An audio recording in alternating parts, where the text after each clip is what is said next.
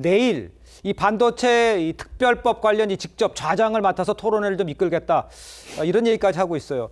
글쎄요, 의도를 먼저 해석을 하면 어떻게 해석을 할 수가 있을까요? 애써 그 좌파적인 경제 정책에 대해서 분치를 하는 거죠.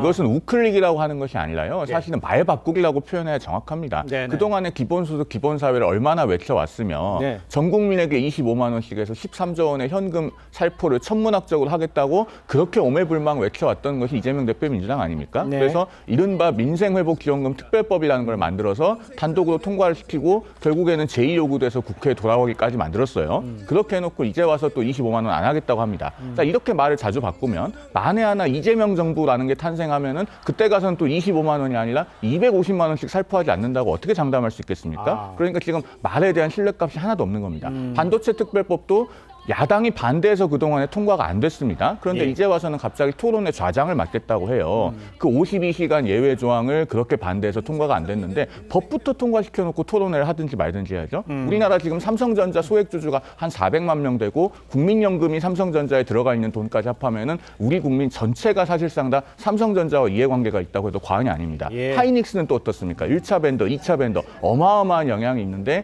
이런 파급 효과를 무시하고 반도체 특별법을 그동안 방치해왔던 그 과거 행적들에 대한 반성이 먼저 이루어져야 된다라는 말씀을 드리겠습니다. 그러니까 우클릭이라고 얘기하는 게 아니라 말 바꾸기라고 생각한다는 얘기까지 해주셨어요. 동일하시는지 왜 이렇게 하시는지. 정책적 행보를 바꾸는 것에 대해서 말 바꾸기라고 폄하를 해버리면 그 말은 정치하지 말라는 얘기거든요. 정치라는 것은 본인의 주장만 옳다고 하는 것이 아니라 상대방의 주장도 충분히 겸허히 받아들이면서 중간 지점을 찾아가는 것이 정치입니다. 근데 사실 윤석열 정권 2년 반 동안 가장 문제로 지적됐던 것이 정치가 사라졌다, 협치가 사라졌다, 함께 뭔가 중간 지점을 찾아가는 과정이 아예 사라졌다 이런 지적들을 많이 하지 않았습니까? 그렇기 때문에 국민들께서는 아마 차기 정부에 대해서는 그게 민주당이 됐든 국민의힘이 됐든 어쨌거나 좀 유연하게 정치를 복원시킬 수 있는 그런 정부를 원할 겁니다. 그런 상황에서 이재명 대표가 본인이 추구하던 이 정책적 좌파적 진보적 가치를 좀 물러나서 조금 중도적 스탠스를 취하는 것을 갖고 변절했다, 말 바꾸기 하고 있다 이런 식으로 폄하를 해버리면은 그럼 앞으로 또 정치하지 말자는 얘기거든요. 그렇기 때문에 저는 우클릭이다 우클릭일 수 있습니다. 왜냐면은 대선은 결국 중도 확장 싸움입니다. 그렇기 때문에 저는 이런 정책적 유연함도 일단 이재명 대표가 보이고 있지만 아까 우리가 조금 다뤘던 이런 그 인재 풀에서의 다양함 거기서의 유연함도 좀 보여줘야 민주당의 전체적인 유연함이 국민들에게 보여질 것이다라는 지적은 하고 싶습니다. 그러니까 입법을 한다든가 좀 행동으로 좀 보여주면 더 좋지 않을까요? 민생법안 같은 거를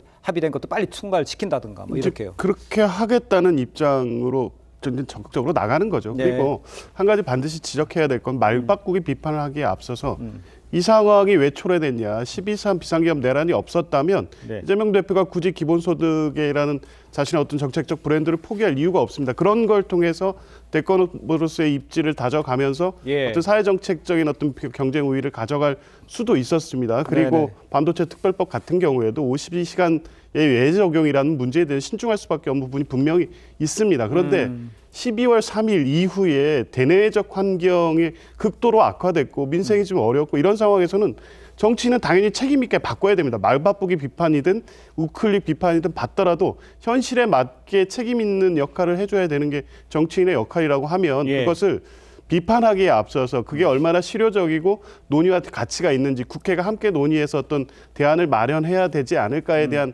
입장을 전향적으로 같이 고민을 해야지 그래서 정치인이 말 바꾸기다 이렇게 비판할 문제는 아니라고 봅니다. 제가 이거는 한마디만 좀 짚고 넘어가야 될 것 같은데요. 정치인이 말을 하도 이렇게 쉽게 바꾸면은요. 그 말에 아무런 신뢰값, 정보값이 없습니다. 그 정치인의 말을 통해서 앞으로의 정책적인 방향, 노선 무엇을 예측할 수 있습니까? 그렇기 때문에 정치인의 말 바꾸기는 아주 뚜렷한 합리적인 근거가 있고 또 반성하고 이런 것들이 뒷받침되지 않는 한 비판받아야 맞는 겁니다. 그러니까 지금 누구를 비판하고자 하는 그런 얘기 아니라 지금 머릿속에 얼뜻 떠오르는 게 누구를 존경한다 그랬더니 나중에 진짜 존중하는 줄 알았다는 얘기 그런 얘기가 머리에 떠오르는데 그런 것들이 좀 배경이 있는 얘기를 하신 게 아닌가 생각합니다. 그러니까 사실 여러 전례들을 봤을 때도 이재명 대표가 상황에 따라서 좀 편리하게 취사 선택하는 모습들을 여러 차례 보여줬기 때문에 또 그런 비판들도 있는 것 같은데 약간 제 생각에는 지금 민주당이 여러 딜레마 상황에 빠져 있다라고 봐요. 왜냐하면 지금 솔직히 민주당이 정책적으로 서민 정당이다, 부자 감세다 이런 단순한 레토릭으로 되게 편리하게 저는 정책을 해왔다라고 생각을 하는데 아이러니하게도 지금 민주당의 코어 지지층인 소위 4050 세대가 네. 우리나라 제일 부자입니다. 소득이나 자산이 제일 많은 세대이기 때문에 민주당이 기존의 어떤 토지 공개념이나 기본사회 같은 정책 노선을 견지해서는 네. 이 기존의 지지층들을 납득시킬 수가 없다라는 딜레마에 빠져 있다라고 생각을 하는데 오히려 이재명 대표는 조금 유연하게 하고 싶어하는 것 같아요. 그런데 그 핵심 의견 그룹이라고 할 수 있는 이 민주당 내 코어에서는 여전히 이 토지 공개념, 기본사회, 부자 감세는 안 된다. 이제 이런 정책들을 지지하기 때문에 민주당이 이건 풀어야 될 숙제인 것 같습니다. 알겠습니다.